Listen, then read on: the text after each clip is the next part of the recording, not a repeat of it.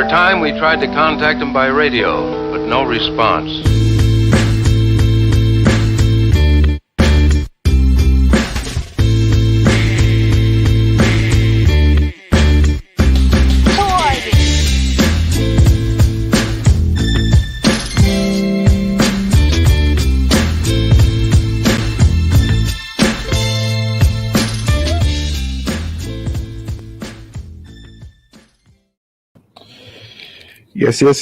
Yes. Welcome, everybody, to episode 20 of the Dumb Marks podcast.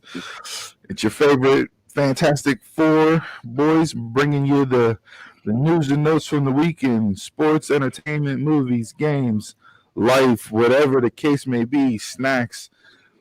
How's everybody doing this fantastic Saturday early morning / late morning, early afternoon? A snowy Pittsburgh day too.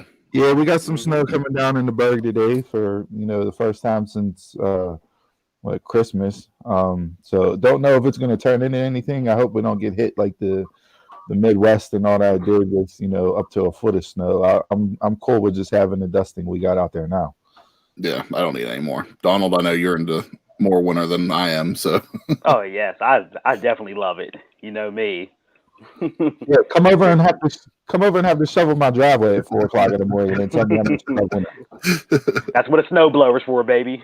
I can't throw the way.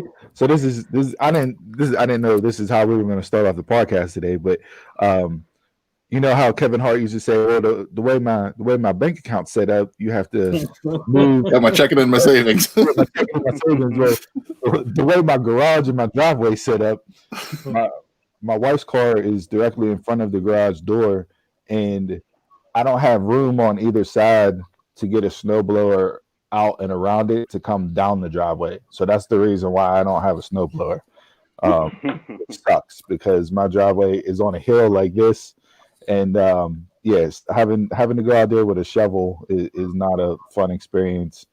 I guess it's different now because it's COVID and I'm working from home, so I don't have to get up and shovel before work. But man, there was like -7 days a couple years ago whenever there was snow out and you were out there at 4:00 in the morning shoveling. Yeah, I was not happy with that at all. No, I don't blame you. Yeah. All right, so let's go around the horn here, man. How's everybody doing today? Anybody got anything from the week before we get into the normal intro topics that we normally cover here to get everybody's appetite wet before we jump into the specific segments of the show? Yeah, I got a good story. Well, it's kind of a series, but it kind of ties into our bell to bell. On Wednesday afternoon, I was in the emergency room because I thought I was having, I had a sharp chest pain, and I thought I was having like some type of embolism from the old COVID situation. So I was in there from like 2:30 to like almost 6:30 the whole time. So while I was getting all my tests ran and all that stuff, my CT, EKG, and everything, in the gown, laying in bed, the whole time I was thinking, they better not give Goldberg this title. Not worried about my health or how my family. Not worried about my health or how my family reactions and all that stuff was, co-workers and everything. I was just like, they better not give this man the title. Keep your mind open. The whole time I was thinking. I thought maybe you'd be worried about like a nurse hitting you over the head with a bedpan and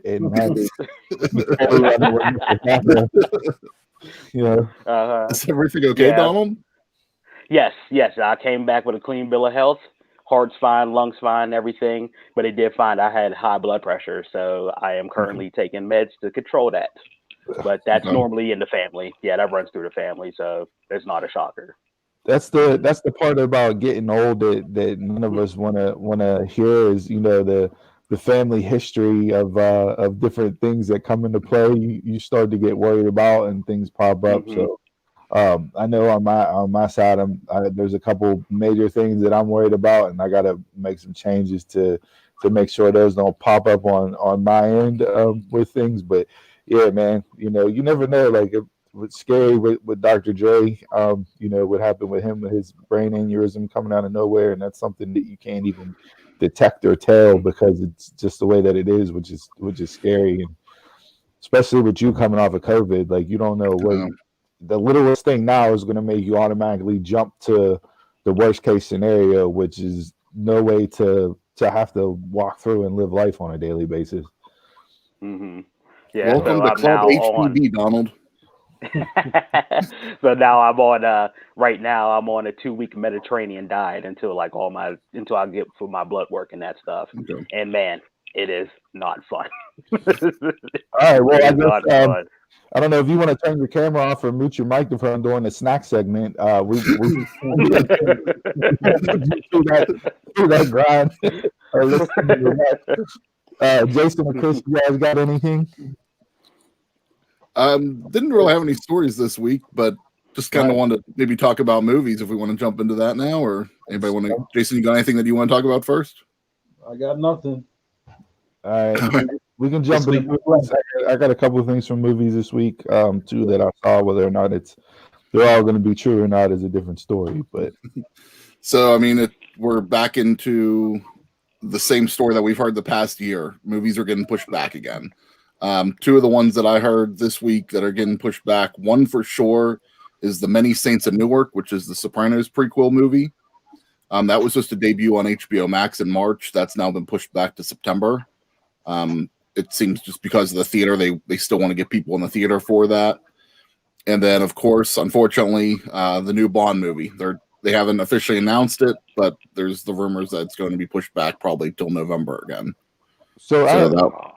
With HBO Max and being able to go in and watch The Sopranos and that again, I don't know if that's going to generate buzz for the show, but like, don't you think?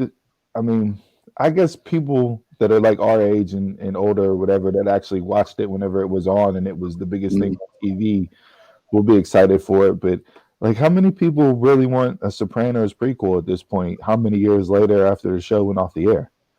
I mean, unfortunately, you can't see anything after, the show went off the air because of James Gandolfini passing away. But I think that's what I would have been more excited for. So I think they wanted to continue, the franchise in some way. And it'll be interesting to see Tony, James Gandolfini's son's playing Tony in this movie and playing him as he's getting started in the business, more following Tony's father and Uncle Junior around more than anything, I think. But it'll be interesting to see young Paulie Walnuts too, because he was my favorite on the original series. That show had so many great characters. Yeah. And you listed two of my favorites on the show, Paulie Walnuts and Uncle Junior. Like, I mean, that's just it was so good for so long. And it set really the standard for what shows are measured by. I know people that used to watch HBO back in that day, sometimes it got split between like Team Soprano and Team The Wire, as far as the show was better written, which show had more of an audience and everything else. Both of them are, in my eyes, are two of the classic shows that we've seen on television. Yeah, I had actually watched The Sopranos completely again during COVID because the movie was originally supposed to come out in the fall. So I watched the show ahead of time just so I was caught up and kind of remembered all the characters that they might have referenced in the new movie. But does it still hold up? I thought it did. Okay. Yeah, you still get frustrated with the series finale, but you've had 20 years now to kind of go over it and be okay with it. The last thing I had is it looks like, I don't know how this is happening and where this is going to go, but Chris Evans is in talks to come back as Captain America. So I saw this too, and this is one of the things that I had marked down on my list from the week. But I saw he put out a tweet that said something like, I don't know if he was refuting it or if it was in regards to something else, because all it was just him saying not true or something along those lines. Like, it was very short. But I don't, and it came out after this report broke, but I don't know if that's what he was referencing or if he was talking about something else. I don't know. Thoughts, feelings, anybody good? I know my wife will be happy to see him back as Captain America if that's the case. For how the comic book goes, it could be possible he could come back Mhm. if they do it in the movies, of course. Yeah, I don't But know. they haven't even done the new series yet. So it's like Yeah. it's like I kind of felt like at least Phase 4 should be focused on the new Captain America and not bring him back, unless it's going to be maybe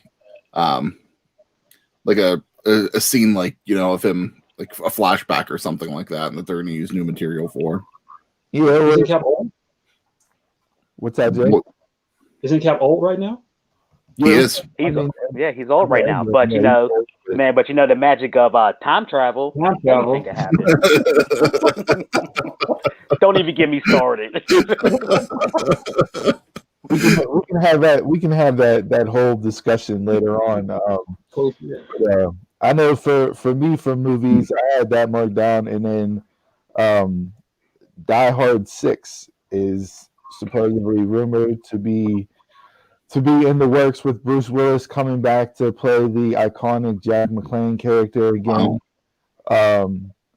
I like the last Die Hard with him and his son, and that story. I thought it was a good way to end the series of Die Hard. I don't know.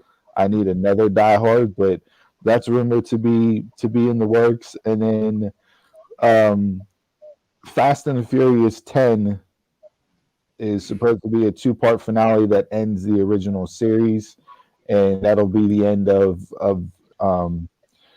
that whole saga. There will be spin-offs.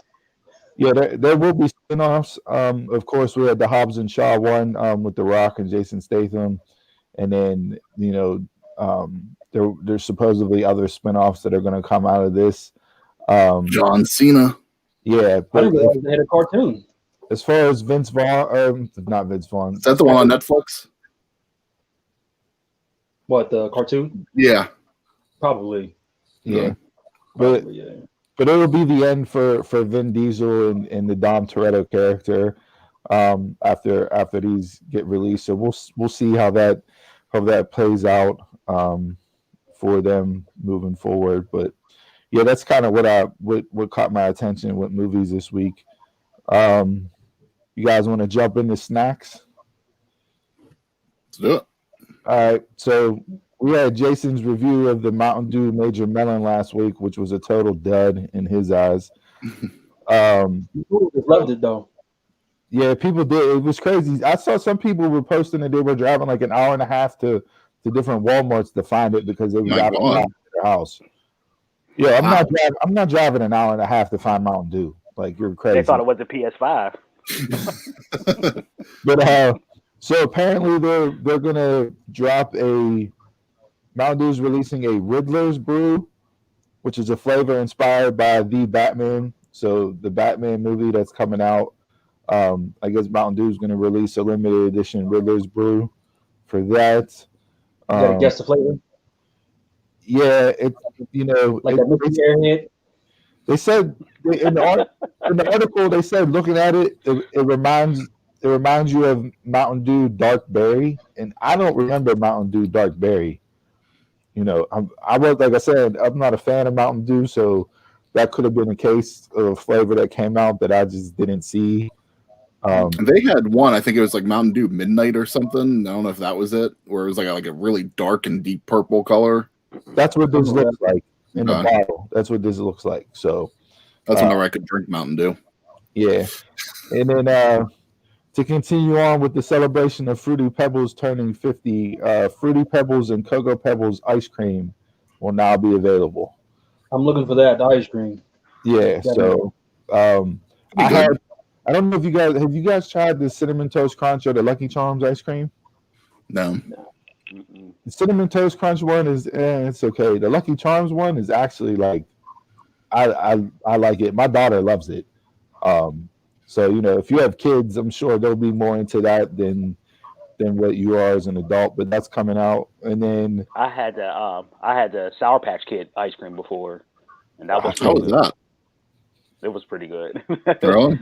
It was just like the Sour Patch Kids. Like, you didn't like it at first, but when you keep eating it, it's sweet. Now, did it taste more like the sour, or did you get like the flavor like the different variants of the Sour Patch Kids? it tastes more like the sour at first, but then when you still kept eating it, then you felt the sweetness coming along with it. It was just vanilla with all like the flavors in it, the different flavor Sour Patches. Interesting. Yeah, I can't do that. There's Sour Patch cereal. Like I can't do that. Like that to me, Not Sour Patch cereal, no. Yeah, the cereal aisle is just candy again. I mean, I don't care how much. I don't care how many edibles or CBD oil I take. I don't think I'll ever get so high to the point where I'm like, oh, I want a bowl of Sour Patch Kids cereal. Like that's just not gonna work for me. Like, you say that now. Yeah. And then I also saw, back to Donald's favorite Halloween candy, Reese's. Reese's are now introducing new snack cakes. It is chocolate cake with peanut butter cream covered in milk chocolate, and it's going to be like a bar. So, I actually saw another one with Reese's this week too, where they're doing like a marshmallow top. Ooh, yeah. That's not... It looks like to me. It looked like white chocolate, but it says it's supposed to be marshmallow. No, okay.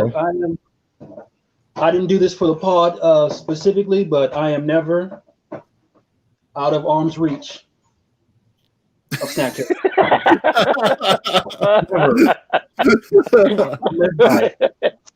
So it looked like all little diabetes too. What's your favorite snack cake there? Because I know, like, we talked about this during Christmas time. The Christmas trees. Yeah. Like, I look forward to the Christmas trees every year. That was just something. My grandma used to give me a box for a Christmas present, and I love the Christmas trees. You can't keep those in my house. They go like hotcakes. I like them, but it's like you get less than you would the regular zebra cakes. Mm. Yeah. Right now, Cosmic Brownies are my favorite. The zebra cakes? Cosmic Brownies. Okay. I haven't had one of those in years. Yeah. They came out, the Cosmic Brownies, they came out a while ago with like a real big ass one that was, it was only out for a little bit, but it was, like the size of like a Galaxy Note phone. Like, I was like, nobody need that big of a Cosmic Brownie. And then I saw also Cinnamon Toast Crunch is coming out with a protein bar. I saw that too. So I don't know, those of you that are trying to get fit in 2021, if you're a fan of Cinnamon Toast Crunch, you can now buy that to get your protein and get your workout in. So there you go, Donald. The protein bars, right? Never. I don't know. Like Cinnamon Toast Crunch. hopefully it's good, but we'll see there. Go from that, and then just to hop into a couple other things. Cobra Kai, the series that we love and watch. This week that over 41 million households have watched season 3 of Cobra Kai, and over 73 million households have watched all 3 seasons since it came on to Netflix. Huge success. I don't think they would have expected this when they brought it back out on YouTube Red initially, but man, that show's so damn good. Netflix really helped with that, get that, become a household name. They actually talked this week that season 4 is full steam ahead. They're in pre-production. They have most of the episodes written, and they have the whole season figured out. Oh, that's fantastic. Oh, nice. That is fantastic. And then on a gaming front, Donald, I know you said you didn't have any updates in the pre-production meeting here, but I have some news. Arcade 1-Up, you guys, I don't know if you can tell in the back over my right shoulder here, I got the Street Fighter cabinet with the 3 Street Fighter editions on it. They announced 7 new cabinets, including Pong, X-Men, and much more. So big fan of the Arcade 1-Ups. If you want to see that or read that article, we'll tweet that out from the page and go ahead and look into that. But they got a ton of exciting stuff. I know AJ Styles is a huge fan of Arcade One Up and has a huge room. He has all the cabinets. He posted a video on Instagram this week. He got 2 new ones. I'm trying to remember which ones they were. Damn, I can't remember off the top of my head, but there was I'm trying to pull it NBA up. Jam. No, it wasn't NBA Jam. It was something else. What was it? Hold on, I'm trying to pull up my save here. But he's such a hardcore gamer. I'm not surprised that he collects those too. You know, he was doing the Twitch stream and played everything. I think he has every system. Yeah, Well, that was Xbox. all those on one system. It didn't Xbox make him like his own personal box that he could travel with his Xbox when he was flying from the US and Japan and that stuff. Yeah. Yeah, I definitely want to get the Ninja Turtles cabinet and NBA Jam. I wouldn't mind getting the Golden Tee either, but the Golden Tee one's on the little bit of the expensive side. So is Ninja Turtles and NBA Jam, but that's just because it's a 4-player. But yeah, man, if you like the arcades and growing up, it was always like, man, it'd be so cool if I had an arcade in my house. This is actually a way to let you do it at an affordable price that you're not breaking the bank, and you can get that experience of playing the arcade. My kids like it. We play it a lot. I play it more than them, but that's just because it was, what was out whenever I was younger. So, but yeah, I can't find that AJ Styles. But yeah, so that's what I had in the intro this week as far as snack shows, rundowns, games. Anybody got anything else before we jump into the segments of the show? All right, let's roll into bell to bell.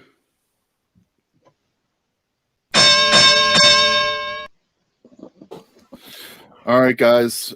We did have a lot of stuff to cover this week in professional wrestling, but before we do that, I just wanted to get one thing out of the way in wrestling this week that Donald had sent out. It was a pick 3 promos to save. So pick 3 to save, and the rest will be wiped out from history. So before we get to this week, I figure this is a great way to start the week. Yeah, but this can also take up an entire bell to bell segment itself. So, if we get off into the weeds, like Eric Bischoff likes to say on 83 Weeks, talking about these promos, and we don't get into anything wrestling that happened during the week. So no weeds, just let's fire them off. Shorts. All right. Well, I'm not going first, so somebody else. Why don't we do bottom to the top since it was Donald's? Yeah, I found this on Facebook, but my 3 that I will keep are Austin 316, The Pipe Bomb, and Hard Times. Everything else I believe, because everything else I believe that everybody else who I didn't pick had better promos than the ones they had up here. Okay, so wow. All right, Chris, you said that was your 3 too? Those were my 3 as well. Yeah. I'm gonna go Hard Times, Cream of the Crop, and Mark Henry's retirement. Couldn't get that out. Wow. Bang.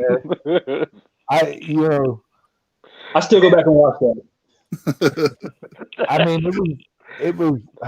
See, you wouldn't expect that to come from Mark Henry, right? Like, most people throughout his career it was like iffy for him on the microphone, but then he gets out there and does that and turns and starts the Hall of Pain run. That was one of the best runs.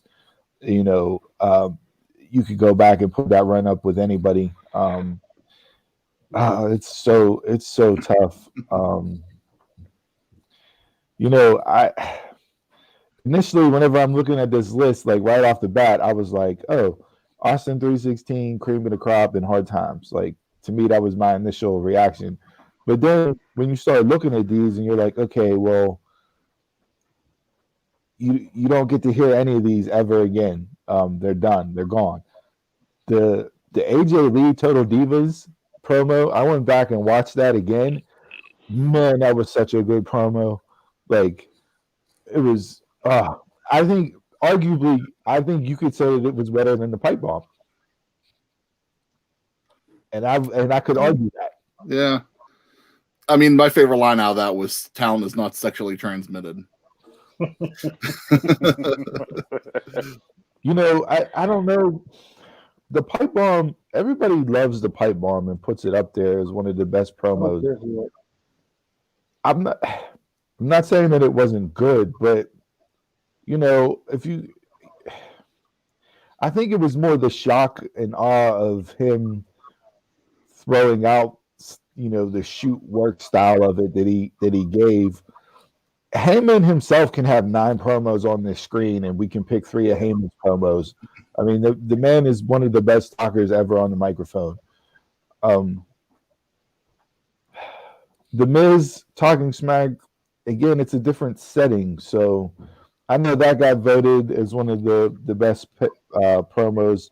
WWE had a list towards the end of the year with different ones on it, and that interaction on talking smack was good there, ranked high. But yeah, I'll go with Austin 316, Cream of the Crop, and Hard Times.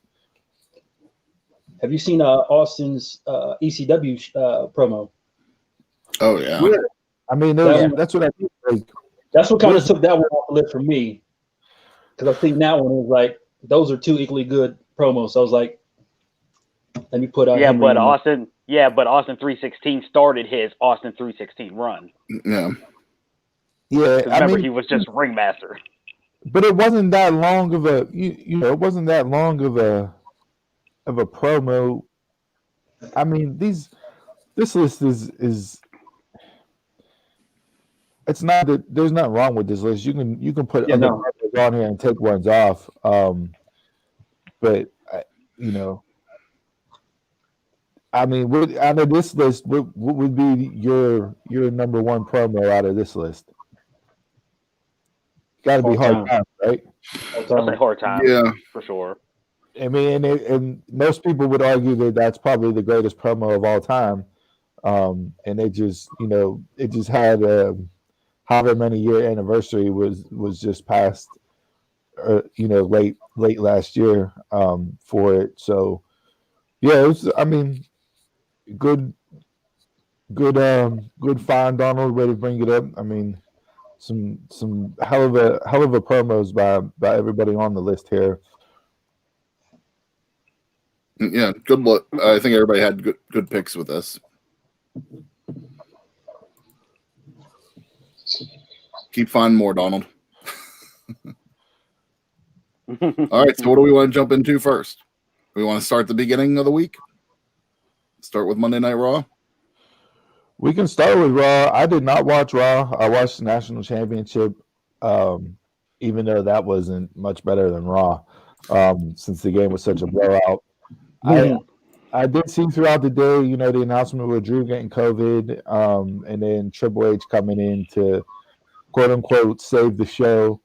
But I guess my biggest takeaway, because I read the stuff afterwards from the different sites and whatnot, but my biggest takeaway is, did they not have their full crew there? Like, do they not have a full crew? It was bare bones. Like, if you got a roster of 60 people, to have multiple people pull double duty on the show, that to me means like you're only bringing in the people that are written for the show, and that's it. They have 60? I believe that's the number for Raw's roster, is 60. Yeah, I was looking at that Saturn post, and he had like 30-some people on there. Somebody else I saw had upwards of close to 60. Okay, because there's a lot of people on the Raw roster, but with COVID, they might only be bringing in the necessary people that need to be on the show. And that was rare. Yeah, or Frederick and Sheldon. Yeah, I mean that's understandable if that's the case. I got nothing wrong with that. If if that's part of your protocols, which are going to keep people safe, you only bring in who you need to bring in. But then when you run into an issue like this day of the show, and the person, I guess, the person that you're going to write majority of the show around, which would make sense given the way they ended Raw the previous week, then that's going to throw you into a tailspin, and you get what we get on Monday night. So yeah, I don't, I like the fact that for once they actually not played into it, but they actually acknowledged it. You get way too many times where WWE just doesn't acknowledge something in real life that should be acknowledged, which, as we saw, they didn't do with Roman when the outbreak initially happened. It was never once brought up that Roman was staying away because of COVID, and with him just coming off a battle in leukemia or lymphoma, whichever one he had.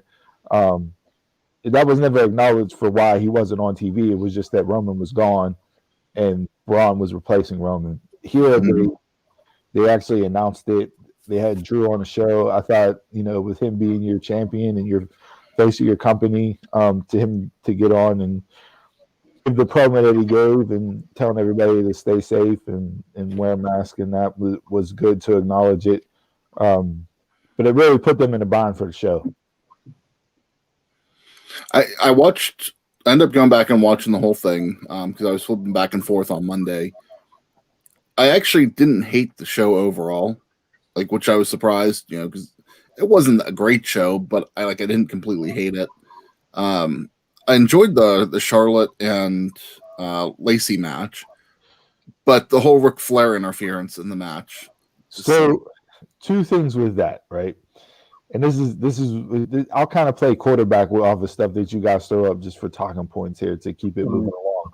But two things with that. One, why do you have a 70-plus-year-old Ric Flair continuously show up to Raw during COVID after the man just nearly died, 2 years ago? Yeah. And two, the hate for Charlotte Flair is unbelievable. And I don't get it.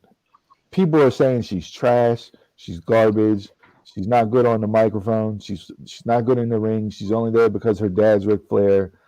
And Bully Ray and Dave LaGreca talked about it on Busted Open this week, which I agree with. The hate is so undeserved. I don't get it. Bully Ray said Charlotte Flair is a top 3 women's talent of all time, and he's been in the business for 30 years. He's a Hall of Famer. He's been around in multiple companies. He knows what he's talking about. So for him, and to pick it up, not loving the business, not loving it, but not growing up in it, not growing up, but not want to do it your whole life. Right. So and she's very open and honest that this was not her path, and right. She's done it for her brother. I mean, she did it for Reed, and it's been documented. And like you said, for this not to be her first love and her passion. Not saying that she doesn't give it 110%, because she definitely does, but the natural talent. And Dave compared her to Randy Orton as far as in the ring. She's so fluid, and she does it so effortlessly. It looks like she doesn't care. And that's been a knock against Randy for years, is that it looks like he doesn't care. Yeah, does he turn it on when he's in different storylines and working with different people? Yeah, he does. But he's so damn good in the ring that it just looks like he's out there just going through the motions. But it's because he's so good at what he does. Charlotte is to that point where she just looks like she's just going through the motions with stuff because of how good she is in the ring. Yeah, I think with Orton, it's more his character. I think sometimes, with Orton's character, he's just supposed to be that nonchalant, I don't give a shit type of guy. And I think that might be the way it comes off in the ring. With Charlotte, I don't see her more. I can understand that, her style that way, but I would almost put her against Cena. For the fans just get so tired of seeing Cena constantly every week.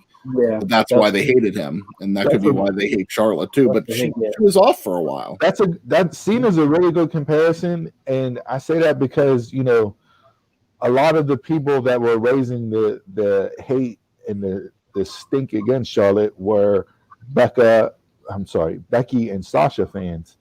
Mm-hmm. And with Cena, it was you had your CM Punk fans, and those ilk that fed into the Cena stuff.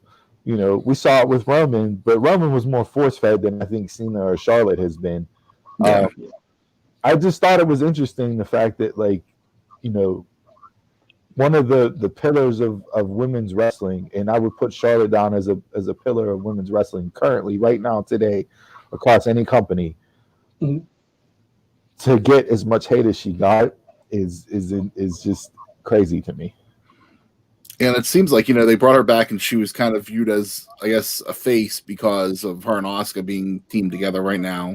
Yeah, she's not. She didn't just come back and get a title match and won the belt. Like, she's in a different storyline. She's a tag team champ. They're doing different things with her. They didn't just thrust her back into the title picture right away. And now looks like they're kind of turning her heel because of what she's doing with Rick. Last week during Legends Night, Rick accidentally interfered and they had their words afterwards. But then before the match this week, she was just like, listen, he's my father. We put it past us. We move on. But then he comes out and he kind of turns on Charlotte, just like, where are you going with this? Like, this doesn't, and like you said, Steve, it doesn't make sense for Rick to keep being there every week during COVID. And he doesn't fit. We've done this storyline with Charlotte and Rick already that, she doesn't want him there. It's like the only avenue that this story goes that differs from where it's been before, if we get her and Andrade together after this. Maybe. So I don't know if they're going that way, but to make them like an on-screen thing, where they tried it before with Becky and Seth and it didn't work. Not at all. But that could be the only difference in retelling this story again with Charlotte and Rick would be having Andrade come in and not turn into something.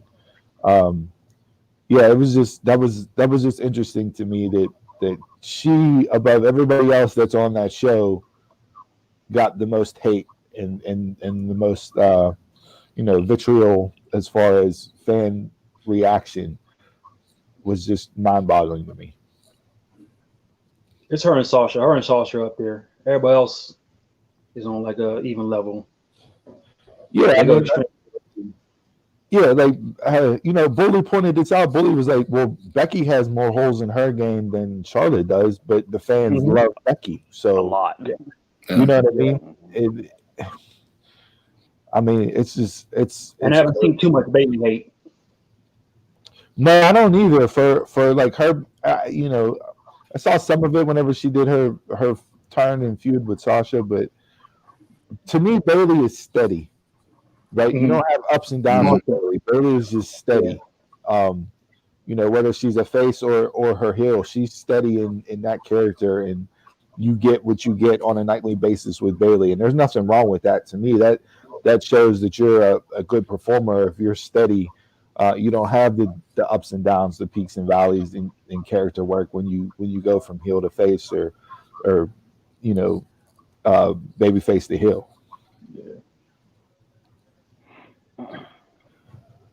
And that I think the only other thing on Raw that I really had to note was the ending. The main event was Randy Orton versus Triple H, and we got the return of Alexa Bliss at the very end of the match, and she did the little fireball to Randy's face, and that was kind of like the thing that made its rounds on social media on Monday night this week.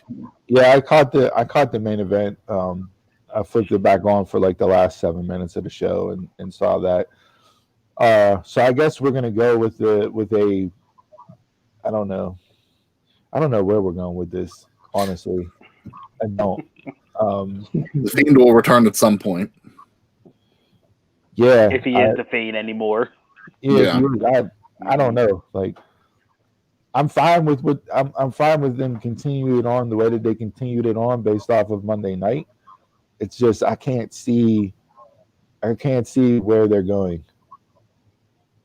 Might be a good thing. Yeah. Not predictable. True. Might be. Mm-hmm.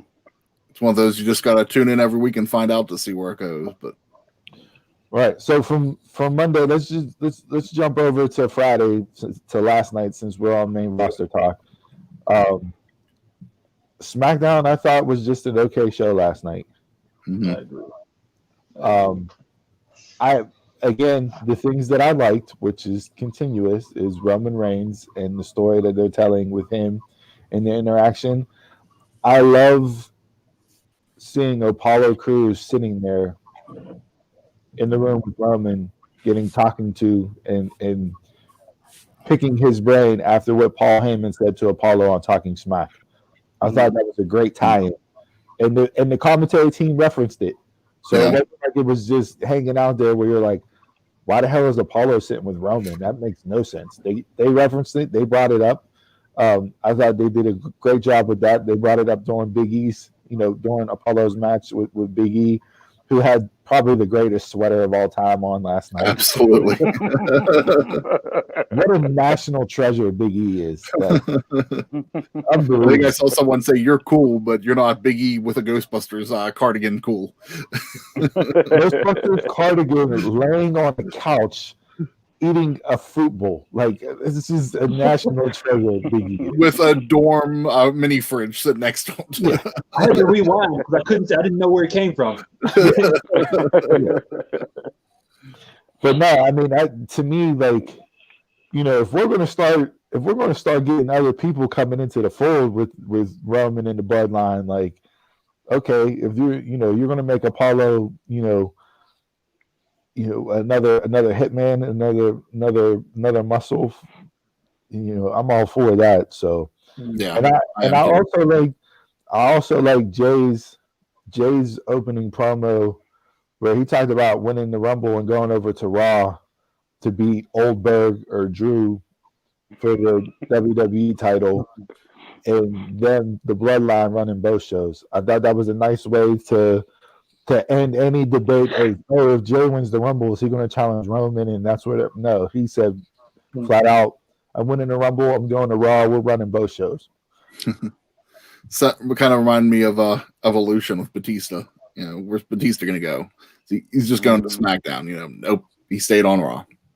Yeah, so good there. One thing I didn't like about the show, and they did it with certain people. What is the deal with that? Like, I don't know if it's a new Ultra 4K camera or whatever. It was an 8K camera. That completely did not work for me at all. I don't know. I didn't see what. Huh? What were they doing? Because I didn't notice anything. So like during Jay's intro, during Apollo's intro, who else? There was like one or two. I noticed it in Jay and Roman. I didn't notice it in Apollo, but they did it for Apollo too. But when they come out and they're walking down the ramp, this camera that they use, it makes them look like they're like almost in like virtual reality. Like, go back and watch just those two entrances, and you can throw it on Jay in the beginning of the show when Jay comes out after his music hits. It's him walking down, and you'll see the difference between the cameras. I didn't like it at all. I think the better example would be to go to Roman, because you could tell with Jay, no doubt. But you had Jay, Roman, and Paul. And Roman, you saw crystal clear, and he looked like, I thought just it was a higher quality 4K camera at first. But then Paul, Jay, and the whole background was just like more blurry looking. So they're trying to do like football? Yeah, it was an NFL camera apparently that Fox was using. Yeah, they introduced that towards the end of the season. Okay. Yeah, they used that on Wild Card Weekend last weekend after touchdowns were scored. Like I said, it was almost like a video game virtual reality look to it. I didn't like it at all. I thought it hurt the presentation of the show. I didn't like the blurry effect to it, behind them, but yeah. I didn't mind. I thought it looked really good. Like when Roman looked good. Like I thought the quality was there, but yeah, no, I didn't like it. I didn't, Like what CM Punk said, got to make Roman look strong. And I mean, hey, if Apollo is part of the group, they used it on the bloodline only. And they did. Yeah. They did. Now that I go back and think about that, I didn't even think about that whenever they were actually doing the show. Yeah. Yeah, so that was pretty crazy. I did like the whole Roman Apollo thing too. I'm hoping we see more of that. One of the ones that I didn't like the backstage segment because it just came off really weird. I I would like the pairing, but the segment last night fell flat for me. Was Paul and Sonya and Adam Pearce. Like Paul kept like saying like weird shit to Sonya. Like he was like, "Oh, your perfume's working." Like he kept looking at her. It's just like, okay, Paul's not that creepy dude, but you see the way he was like moving his hand up and down the contract after he got handed back to him. Like, what are we doing here? Like, yeah, like I would like to see her be like the first Paul Heyman girl, but. And then he threw the daddy reference out there. How Sonya Deville called herself daddy. He threw that out there too. Like yeah, because he called the way he phrased it was talking about Adam Pearce, because Adam Pearce used to go by Scrap Daddy, right? And the way he said it, like he kind of like looked at Sonya, and I'm like no, this is weird. Like it just the whole segment felt weird. Like I felt uncomfortable for her. But I mean, it was. Listen, they opened the show. They tied the thread in. The main event ended with what we did. We got how KO got put into the match, which we all expected he would. I wish. I didn't see that. Well, I can see it from both sides as far as them doing it.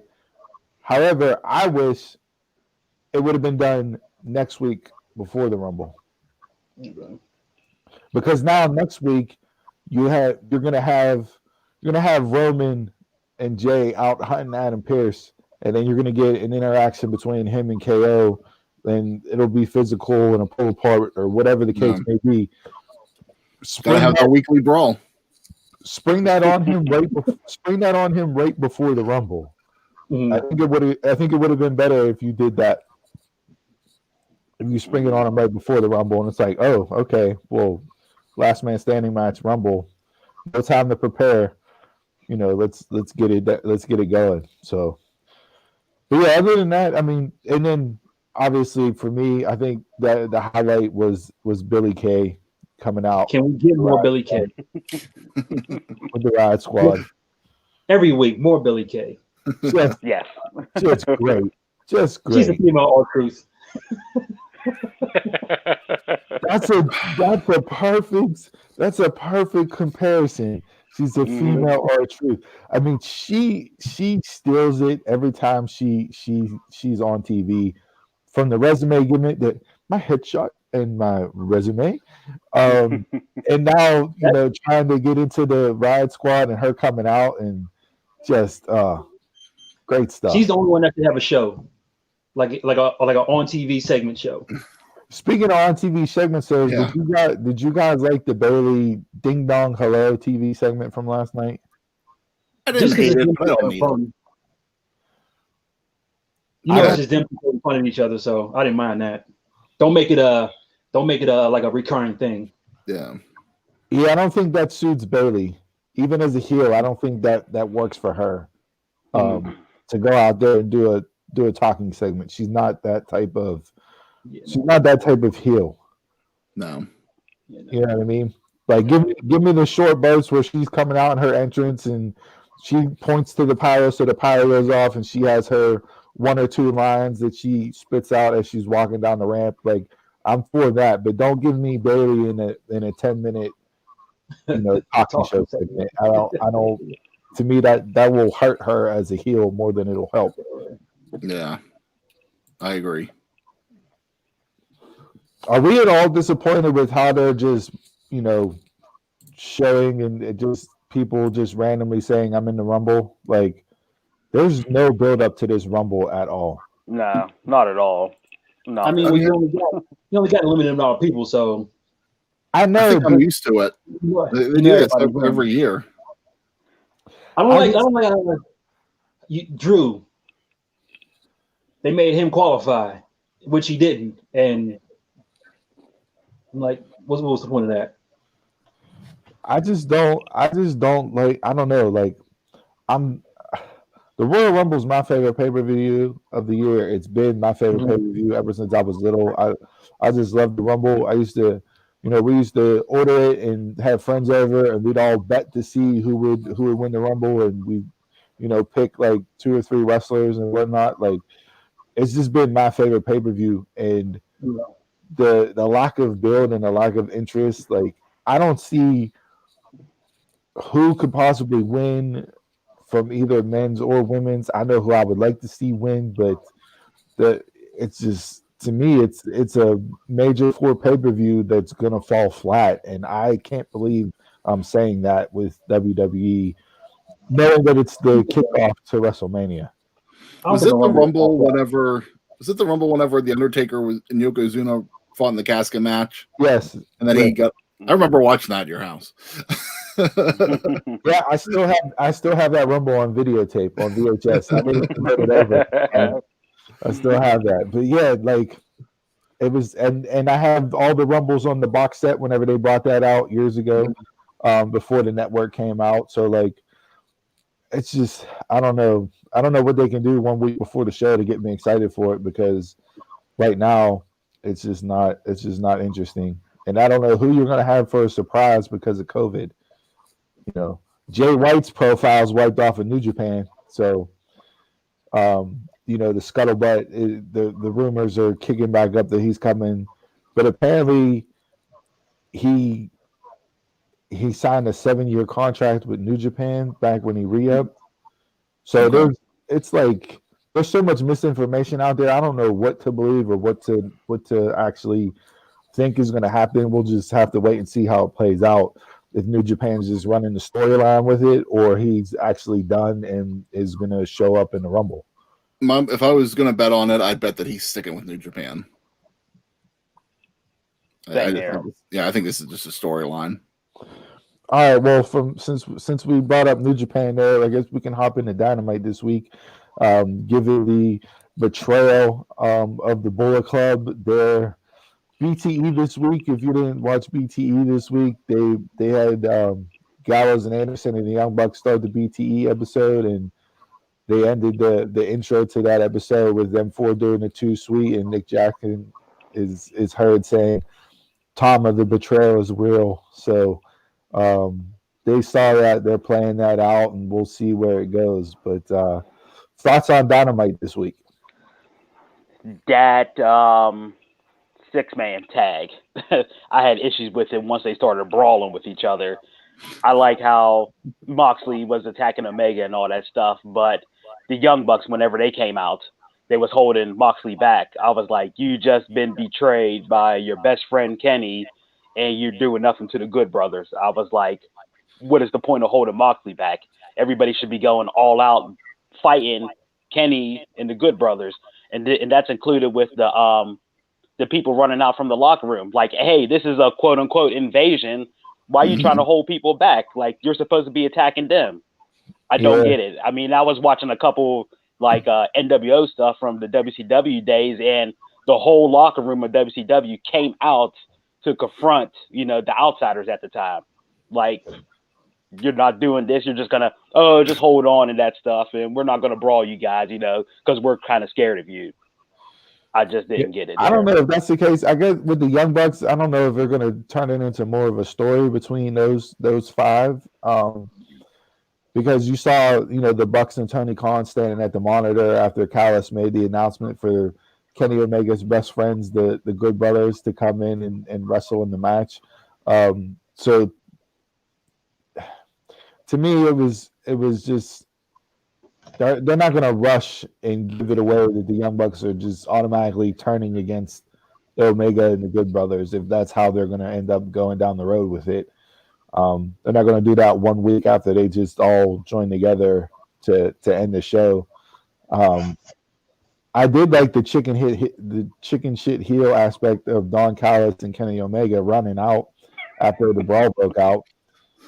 To me, that just reminds me of like I say, it's your one friend that starts the fight, but he throws the first punch and then runs away and leaves everybody else there to brawl for themselves. I've been in those fights. I've had a friend just throw a punch, and then it turns out into a major brawl, and then you look around and he's nowhere to be found. He's 30 yards hiding up on the hillside, ducking behind the car. Like, dude, you started this, and now we're the ones that are in it. Like, come on. I think I didn't like that they already tried to cause the rift between the Good Brothers and Young Bucks in week 2. The Young Bucks being part of the group. But I think at the end of the day, what's the saying? Whenever you're Bullet Club, for life. So I don't think there's going to be the rift, or if they do it, I think that's coming down the road.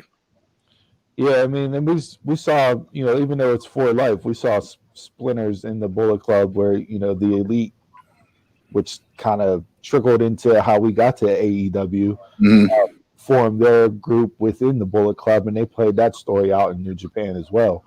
Yeah. During different times, you had two, who's the leader of the Bullet Club, Cody or Kenny? Like you saw different storylines over that play out between the group itself. So yeah, we'll see where we go from here. Any other highlights or anything from the show that you liked that you didn't like? Hey, at least Sting actually swung his bat this week. He earned that paycheck this week. Yeah. Finally, something good. I was waiting for the Sting comment from Donald. I was like, hey, at least he swung his bat, so I'm okay with that. I mean, I thought that match was good too. Yeah, I thought it was a really good main event. Obviously, Darby he don't give a shit about his body and will just let you do whatever you want because I don't know how that table.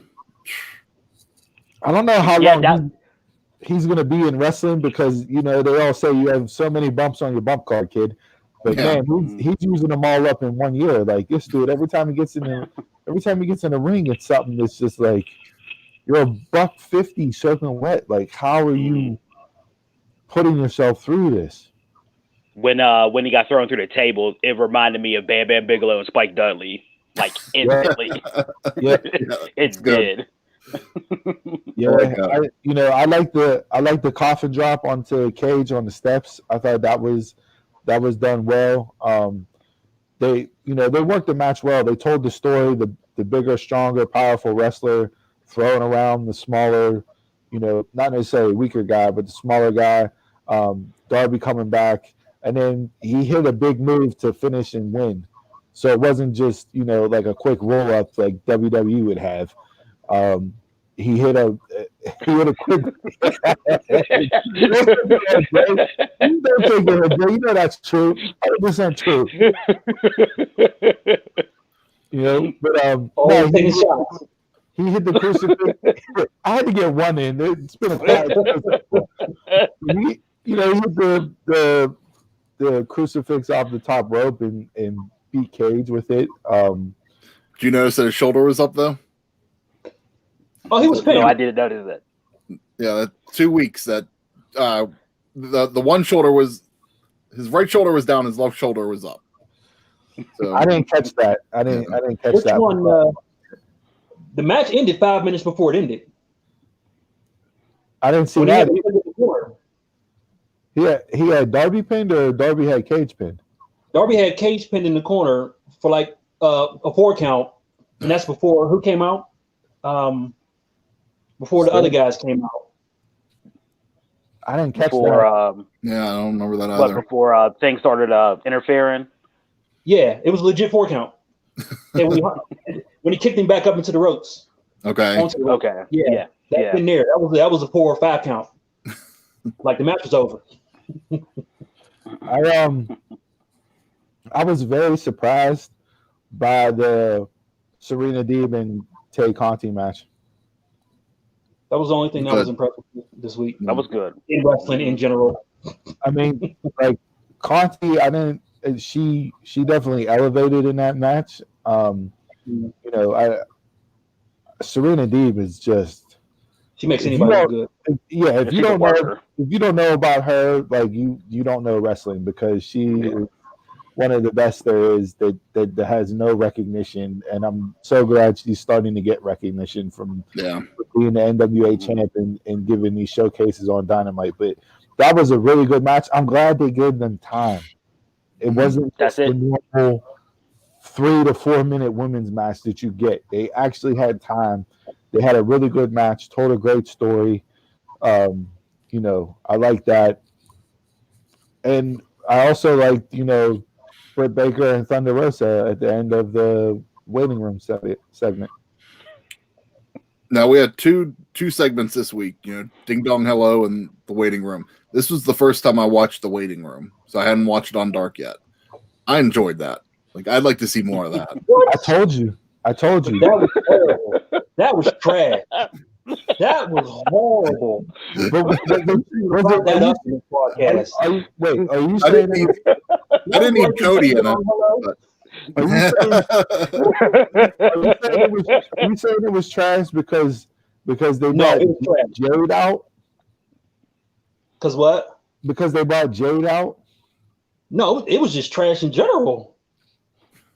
See, I like Britt Baker right now. I think her mic skills have improved. I love Reba. Like, I'm watching more for Reba than anything. And Reba reminded me.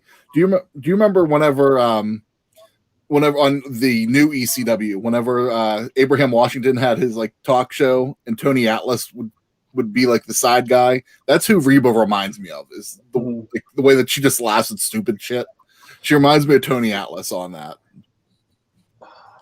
Go back on Dark and watch it, Jay. You might have a different appreciation. This is my first time seeing it, and it was like I like the old stuff better with the list.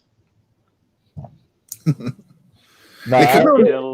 reminded me of 80s wrestling, like when they had those backstage segments. When you had Piper's Pit and those it did have the barbershop. The barbershop, Piper's Pit. What was Brother Love's? Not the Love Shop, Love Parlor or something. Yeah, the Love Parlor. So yeah, like I like that. Like you said, I definitely got that feel from it. That feel. You know, I like Britt yelling at the end, Tony, you said I didn't have to wrestle her.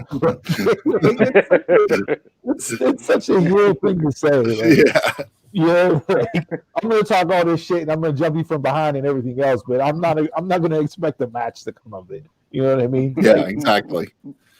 Yeah, I'm expecting not Tony Khan, but I'm expecting Tony Schiavone to get involved some sort, next week now. Yeah, so I'm glad. I mean, we're getting it. We're getting it on Beach Break. So Thunder Rosa's been held out, not because she tested positive for COVID, but because she was in close contact with somebody that had COVID. So that's why she hasn't been there the past couple of weeks.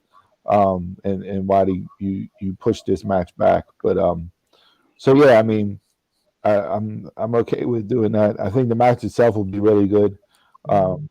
Between them two, I like Thunder Rosa. The women's match was strong, like I said.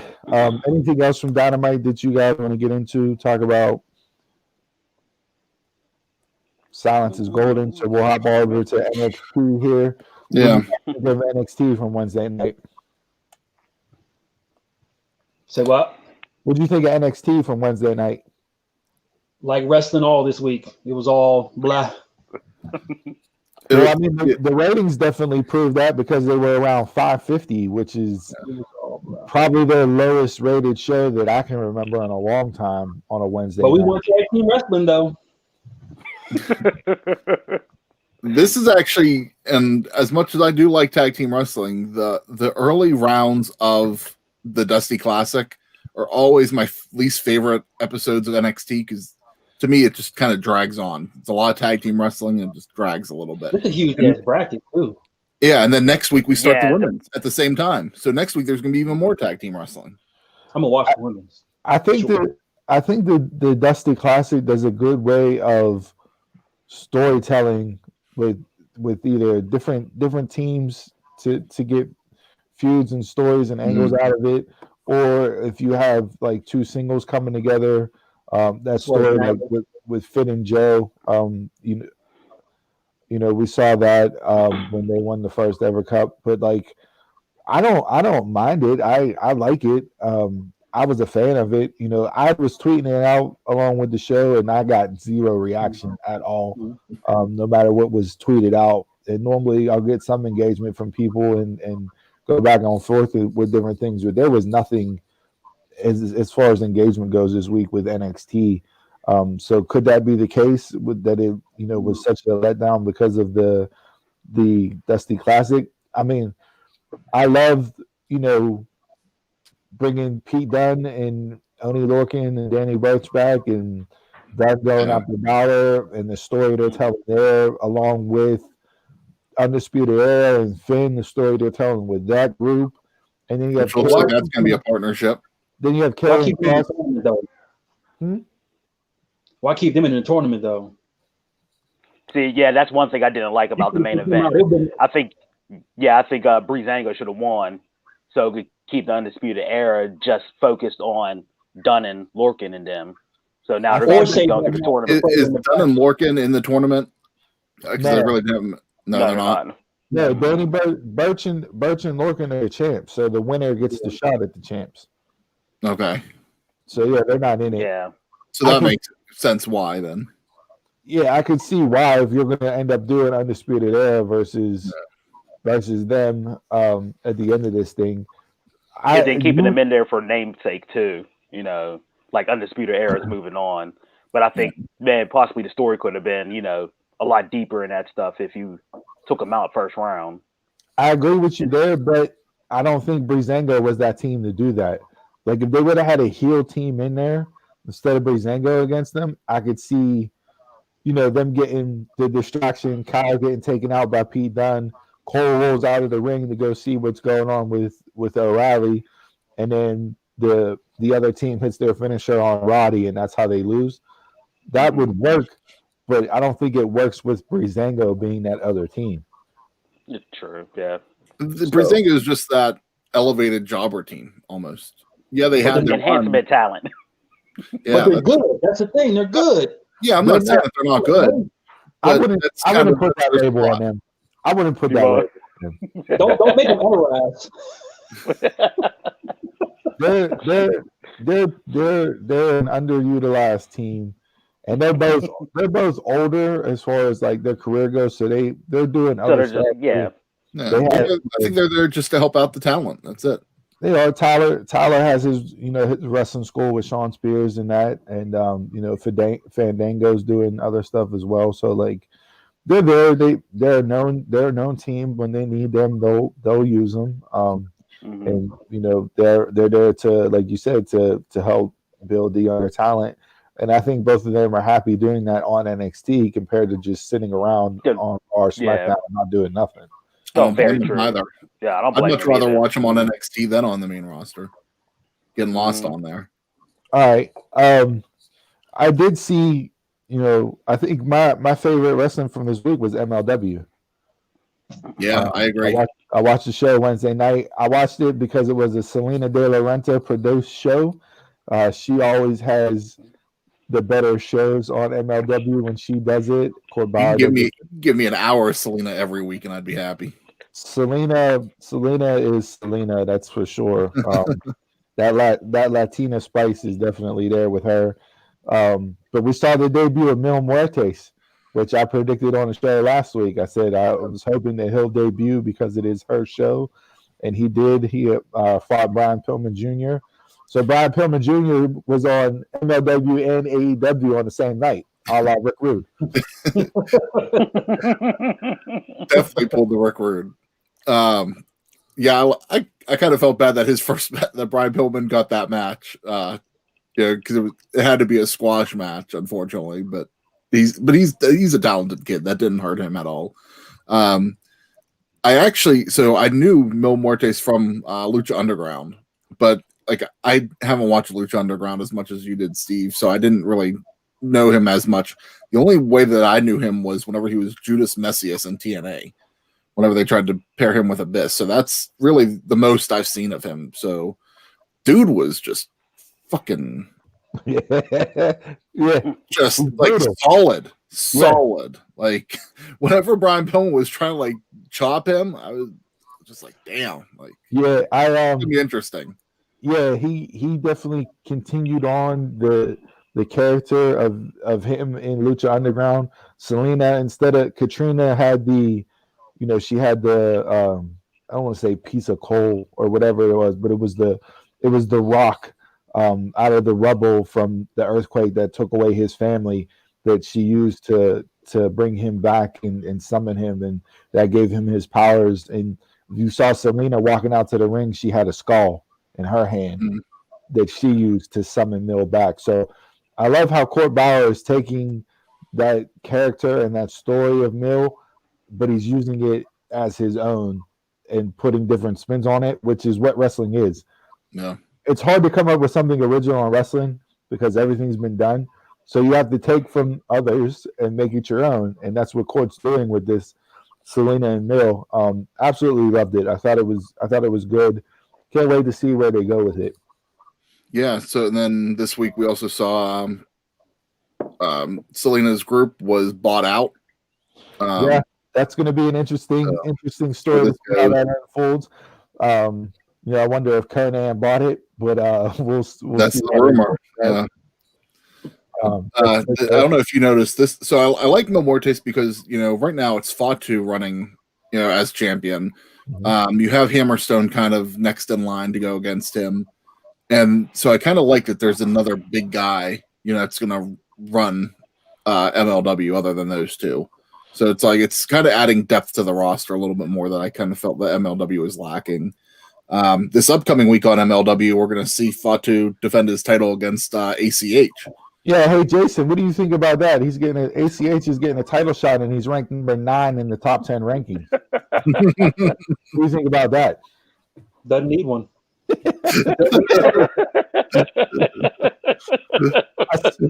I did see a lot of people tweeting that out after the show. They're like, ACH is ranked number 9. How is he getting a title shot? Somebody listening to you, Jason. I thought that was rankings in wrestling. There should be ratings in wrestling. Yeah, so as far as shows go, like I said, MLW was my favorite for the week. I watched Impact again. We did the Hard to Kill prediction show on Thursday night. We broke down the card for tonight's show. There is a card subject to change announcement that came out yesterday. Alex Shelley is no longer in the match. Moose is replacing him. I believe it's due to COVID, but that has not been confirmed yet. Alex Shelley did tweet out that it wasn't because of COVID, but it was something to have some sort of precaution about. So he was all he did was really shut down that it wasn't COVID. Okay, and he's take precautions. He's had neck injuries and stuff in the past with him, so who knows? Maybe some type of physical or medical checkup or whatever showed something. Whatever the case may be. We talked about it on the prediction show, Chris, with where they go with Moose and Rich Swann and him getting the title shot. If Omega is going to be this collector and pull in heavyweight titles. So I like Moose getting added into the match. I think it adds, you can get different avenues of storytelling, coming out of it. Yeah, I think that's what Moose being added in is going to do, is that it's going to advance him and Rich Swann more than anything. Whether Moose is the reason why they lose the match tonight, or him and Rich Swann get an altercation or whatever. But I think we'll see more of that storyline develop. All right, and then I have a couple quick hitters from wrestling here. Did anybody see the T-Bar and Sammy Guevara title or Twitter feud back and forth? I didn't look into it. I had seen people talking about it, but so T-Bar sent out a tweet saying some little teenage virgin on AEW stole my finisher, and Sammy Guevara hit back with at Teabag. At Teabag. It's just great. That's great. Such a tool. Such a tool. Reports regarding contracts of WWE stars are starting to come out. Apparently, talents are being offered contracts, but therefore a lot less than what main roster talents are usually offered. The number floated around was around $250K. So a lot of people have not re-signed. Ricochet is rumored to be one of those people that haven't re-signed, and a lot of stars are just waiting either for the contract to run out or for stuff to change. Hopefully get fans back in the stands and that number can change around. So that's just something to keep an eye on as far as people whose contracts are either up or coming up and haven't re-signed yet in WWE. Yeah, we didn't talk about it on the pod, but we talked about it through text, how Brock Lesnar made $12 million last year and Cena made $9 million for one match. and Ronda was 10.6 million and didn't even fight last year. Yeah. And then to keep up on the contract bit, Dalton Castle is a free agent. He Peacock. He reportedly has an offer from ROH, but has not signed it. So we'll see if the Peacock decides to take flight and go somewhere else. I like Dalton Castle. The character grew on me. When I first saw Dalton Castle, I'm like, oh no, get this dude off my screen. Like not at all.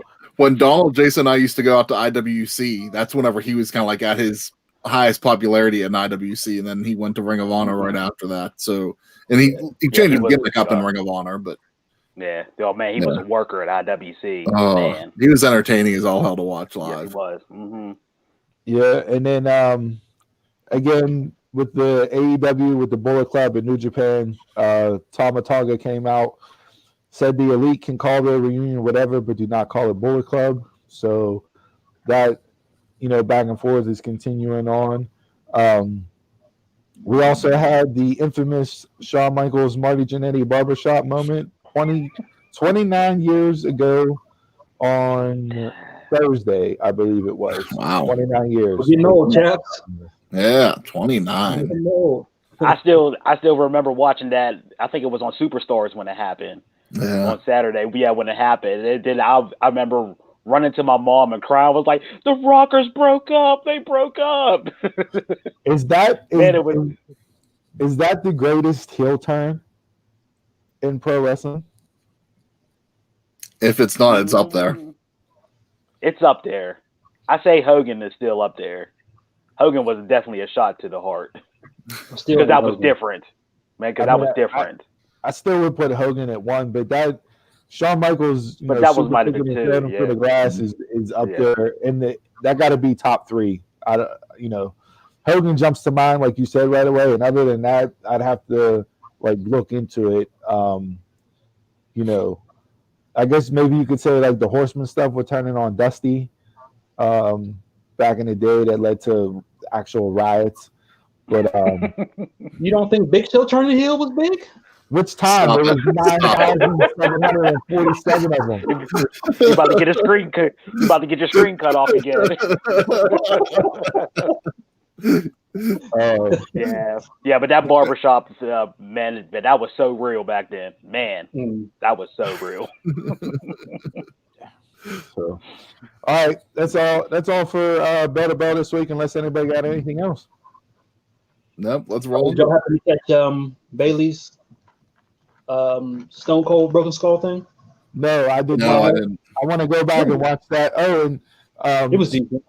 So, speaking of WWE Network specials, Sunday, the debut of AJ Styles, chronicling his debut at the Royal Rumble. I saw the minute 15 trailer of it, and it looks amazing. So that Rumble entrance, and we'll dive into this, Chris and Jason, Donald. We'll get your thoughts on this, but when we do the prediction show for the Rumble, that surprise entrance, to this day, when I see it, I still get goosebumps. Yeah, like that. That for me is probably my number one surprise entrance into a Rumble of all time, because you never thought it was going to happen. No. Yeah. So, so there's that, and so if you're a fan of AJ Styles and you're a fan of the documentaries that the WWE Network does, definitely tune in to that tomorrow night and check that out for sure. Yeah, I don't have much to watch this weekend, so I'm going to try to catch up on stuff on the network. Yep. All right, that's it this week in Bell to Bell. Chug, chug, chug, chug, chug. This week's Drink of the Week segment is brought to you by Kegs and Eggs. Kegs and Eggs. Already? Is it St. Patty's Day already?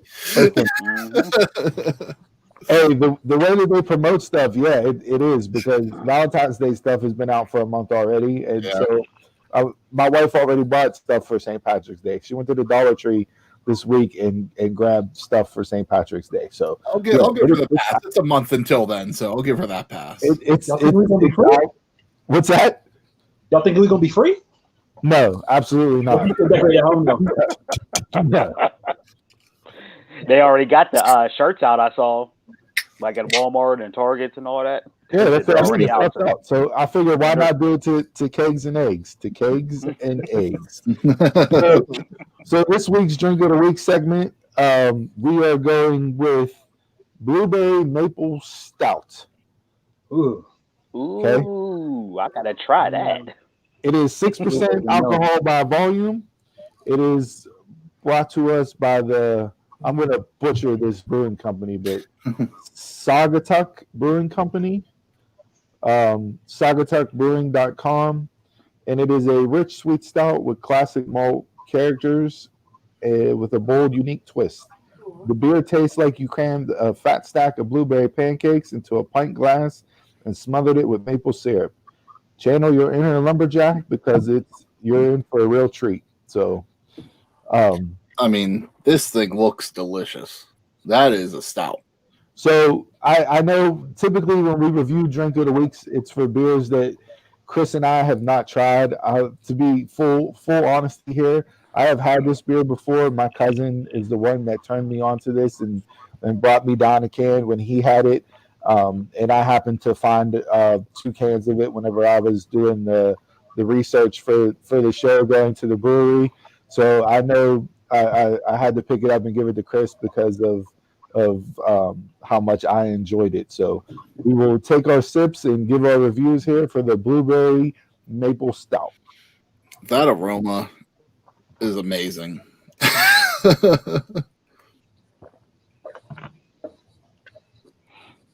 So good. It's like literally tasting blueberry pancakes. Yeah. Just you saying blueberry pancakes, I can taste it. No, look, I'm being dead serious. Like when they say it's literally taking a stack of blueberry pancakes and putting it into a glass with maple syrup, that is exactly what you're drinking. Or think of an alcoholic blueberry syrup that you put on your pancakes too. Either one of those you could say for this. Yeah. This is I'm about to eat breakfast this morning. This is good. If you guys have this and your local beer distributors, go out and buy it immediately. Immediately. I don't know where Saugatuck Brewing is, but cheers to them on this. They're in Douglas, Michigan. Okay. Yeah, I normally like all kind of blueberry. Here's another one, Steve. I don't know if you noticed this on the package. Another one that has please enjoy within 6 months. Yep. So another one that has an expiration on it. So that's new. Maybe more people are going to be doing that. Yeah, but just knowing that I could potentially drink this 6 months after I buy it and still taste as good as it does day one, just makes me even happier of a guy. Like, it's back behind the relish. I forgot I put a can on the door. Whenever I was loading them up in the fridge. Oh yeah, 6 months later I'll grab that, crack it open, drink it, and enjoy it just as much as I did today. There ain't anything wrong with this. Nothing. I told you. I said I know. Yeah. I know you're gonna like this. Donald, you would definitely enjoy this. Jason, I may even think this would be a winner with you. I think so too. I know your tagline is free is for me with beers, and you're not a big beer guy, but I really do think the way that the stuff that you like, I think this beer would be a win for you for sure. Usually in stouts you get that coffee taste. They usually throw that in there. I'm not getting that in this. So I think for this one you're getting a little bit of that dark maltiness that you would get a normal stout. It's not heavy. It's really light. I'm probably going to chug this before we even move into sports. Yeah, I can definitely see you. Yeah. Yeah. So the biggest thing with this that I noticed is it doesn't taste like you're drinking beer. No. Which is hard to say, especially when you're drinking a stout, it's a stout. You're getting the aromatics of the blueberry whenever you open up the can. I pour it in the glass, smell it even more. Even as it's just sitting here, that's all I'm getting is the aromatics from it. And then when you're tasting it, it's just more of it's not overpowering. It's just you're getting that. The smell, the taste, it matches, it works. Look at this savant using aromatics in the. Who taught you those words? Yeah. This guy. Go shotgun an icy light after this. To bring this No, I don't even drink that for the hell of it. All right, so now we're done putting it over. Let's give it 1 to 5 sumo scale rating for the blueberry maple stout. Which, if I find more of it, Donald, Jason, I'll put it up more cans so that way I can drop it off to you guys. I know it's over by me and Duffy's in Pleasant Hills. I don't know if you guys want to check. Donald, you got that beer distributor over by you that opened up down in Turtle Creek now. You can run down there and see if they got it down there. And Jay, we'll get you because I really do think, Jay, you'll actually like this. No Crystal Light added for you. This will be a good beer. Crystal Light free. All right, Chris, what do you got? Sumo scale 1 to 5. What do you got? I think I'm gonna go 4.5.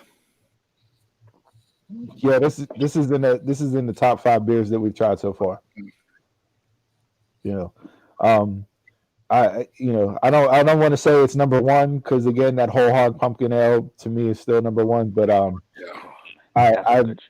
this maple stout, this blueberry maple stout is just amazing. So I'm 100% agree with you. I'll go 4.5 as well. Yeah, I really don't get a whole lot of the maple flavor, but I think it's helping. Like it's a smooth beer, so I think that's where I'm picking that up a little bit more than anything. But it's good beer. Good find, Steve. Yep. So, ladies and gentlemen, that is this week's review of the Saugatuck Blueberry Maple Stout. And to end the segment, as we always do, we ask that you pick up your bottles, cans, 40s, shot glasses, brown paper bags, Mad Dog 2020, whatever you're drinking with this week, and raise them high as we go to good ships and wood ships and ships that sail the seas. But the best ships are friendships, and friends will always be. So, cheers.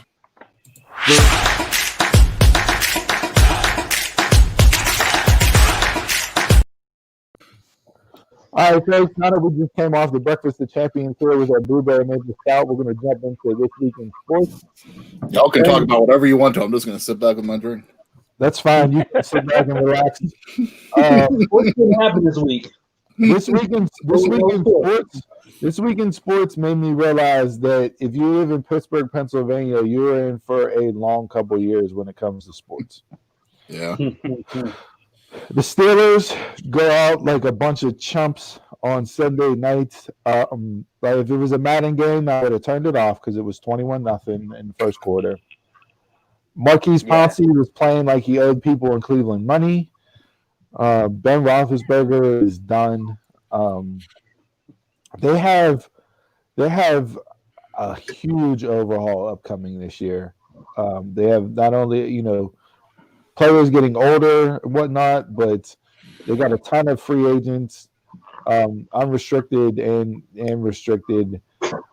So it is going to be a very interesting offseason for the Steelers to see who they keep, who they let go. If Roethlisberger comes back and plays one more year, he's $41 million against the cap. If he doesn't play, it's $22 million against the cap. So you save $19 million by him not playing. We saw whenever they traded AB, they took a $21 million cap hit for that year. I think that's the best way to go. You tell Ben, thanks. You're a franchise quarterback. You're a 2-time Super Bowl winner. We appreciate everything you did, but it's time to hang it up. We'll take the cap hit, use next year to see if Mason Rudolph really is the guy, and then you go from there. But there is a lot of moving pieces with the Steelers, and I mean, even if Ben comes back, you're not going to win a Super Bowl with this team. No. So there's no point in paying him $41 million. He's done enough for the franchise. You've paid him enough money. Cut ties like you did with Troy and call it a day. Is next year his last year? Next year is his last year on his deal, yeah. Give him that. Let him have it. No, I'm not giving him $41 million. No, you can't give him that. Man, not with all these many free agents and that stuff. He's half the cap. You can't. I don't know what we're gonna see with them in the draft this year. If they can get Rudolph isn't the guy. Lineman. as always. Yeah, I They mean, if need they a- get somebody in the draft, which I don't expect them to, but if they can get somebody, maybe that's whenever you decide. But So you saw them. They're not going to re-up Randy Fichtner. He's gone. Good. So Good. he's gone. Hey, Van Galen's free. Yeah. Who is it? Gus Bradley or Bill Bradley, the D-backs coach. They're not re-upping him. He's gone. And the offensive line coach. The offensive line. He's gone. He was a huge disappointment after Munchak left. Combination of him and the offensive line getting old real quick just didn't work out. Keith Butler is going to be on a year-to-year deal. Reports came out that Mike Tomlin was calling plays against the Browns just as much as Keith Butler was, if not more. So who knows if that's the case? Maybe you just keep him around to work with the outside linebackers like he's been doing, because TJ Watt, Bud Dupree have been unstoppable, the last couple of years. But yeah, it's not looking good for Pittsburgh sports fans. Between the Steelers going through a rebuild, the Penguins look like they need to be on a rebuild as well after Wednesday night's game. I didn't watch the game last night. I didn't even check to see what the score they was. looked just as bad last night, man. It was. I hope they look better on Sunday for the home opener. That's all I got to say. They're against the Capitals, and the Capitals always give them trouble too. But this could be it's a short season, but this could be a long season. I mean, it's a 56-game sprint, and if you lose 5 or 6 games out the gate, like, you're done. In this short season, 1 loss is equal to 2 losses. So, you could be over before you even get out of January. The season could be over for them, and it's just a wasted year. So, I think they're on the downside and looking to do a major overhaul here. Crosby, Malkin coming to the end of that reign. And then obviously you have the Pirates, who just don't do shit and are going to be hot garbage again this year. Now wait. Hold on. PNC Park is going to be possibly doing the COVID vaccine. So there's at least some benefit to PNC Park this year. Because they're the Pirates. The way the Pirates trade away their star players every year, I don't think if you lived in PNC Park, you wouldn't catch COVID. So, there's the positive, the bright side of that. Didn't they just draft like the highest international player in the international draft or something? Yeah, supposedly they did. But again, what's the point? Here's what's the point? Yeah. Mm-hmm. 5 years from now, we'll be having the same discussion about how they traded him away for nothing, and they're doing another rebuild. It's the same shit. No, that guy's probably nothing anyway. I'd like to know what the Nutting family is possibly going to get paid to have the COVID stuff, because that's the only reason why they're doing it is because they're going to get some kickback on it. Yeah, we'll see. So Pittsburgh sports fans, all he cares about. Strap yourself in for a couple of years of rebuilding here that aren't going to be too great. Some UFC news. Obviously, the 23rd, we got the big pay-per-view with Conor McGregor coming back. Him and Dustin Poirier 2 is the main event of that card over on Fight Island in Abu Dhabi. Some interesting stuff came out. Dana White, I believe it was this week in an interview. He said, not only Conor McGregor is one of the best UFC fighters of all time, regardless of what you think of him, but this is a motivated and old, hungry version of Conor that allowed Conor to elevate into the stardom that he is. And that's the guy that we're getting back. And Dana White said, man, if this is the Conor we're getting, how could I not push potentially trying to talk Khabib into coming out of retirement and fighting Conor again? I don't know if that'll ever happen. Khabib, to me, is a man of faith, a man of family, and if he made certain promises to his mother and his father before his father passed away that he was done and wasn't going to fight again, like the road of wrestling, you never want to say never, but I don't know if you'll be able to talk Khabib into coming back. Yeah. Yeah, I don't think he will be able to. But something about McGregor, like I'm not a fan of his at all. But for some reason, I end up watching his fights. I have Jason. no idea what's going on. You're on the podcast.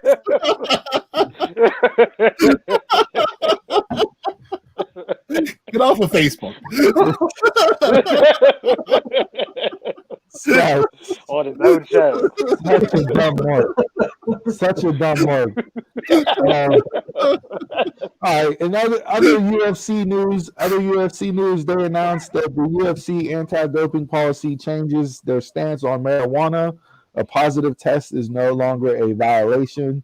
We saw Matt Riddle tweet this out on his birthday, saying, "Hey, this is 9 years too late, but an amazing birthday gift for myself. And by the way, my record is still 10-3, bro." So didn't Nate Diaz get suspended for all the years and stuff? Yeah, the Diaz brothers went through that with marijuana. We saw the NBA change their stance on marijuana. The UFC obviously is following along in line with that as well, changing their stance. Only a matter of time before the NFL. I think the NFL changed their stance too, which is why Josh Gordon was allowed to come back. So yeah, I mean, we can have this debate, and it's been ongoing for years and years and years surrounding and regarding marijuana. But as it's become legalized more and more across the country in different states, I think that the sports leagues and so on and so forth are just going to follow suit, and we see that here with the UFC making that announcement this week. Is it legal in Nevada yet? I don't know. I don't know. Because since that's where they're based out of, do they change with the state law, or do they keep it, the same because it's not legal everywhere? Yeah, I don't know. That's something to be talked about going forward. It'll be interesting to see how they handle it and how they work with it. Yeah. Moving forward. Let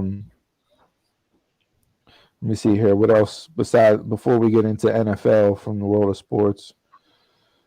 Did you see LeBron's 3-pointer that whenever he looked away for it?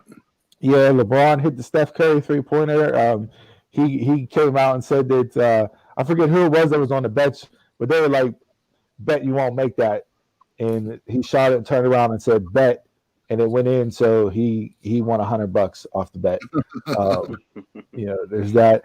James Harden gets traded to the Nets. That was the big thing in basketball this week. Shaquille O'Neal and Charles Barkley were pretty great on Thursday night, giving their comments. Charles Barkley said Kevin Durant went from the Splash Brothers to the Dribble Brothers with Kyrie and James Harden. Kyrie, Stephen A. Smith was calling for Kyrie to retire because he obviously doesn't love basketball. He went away from the team. He's doing Zoom meetings 10 minutes before games and showing up on Zoom for parties for defense attorneys in Manhattan or whatever. Like, I mean, I don't know. Kyrie sent out a tweet and says he's excited to get back to the team. Apparently, the relationship between him and Kevin Durant isn't as peachy as everybody thought it was coming into the year. So I don't know. This will be definitely a fun-filled adventure to watch with them.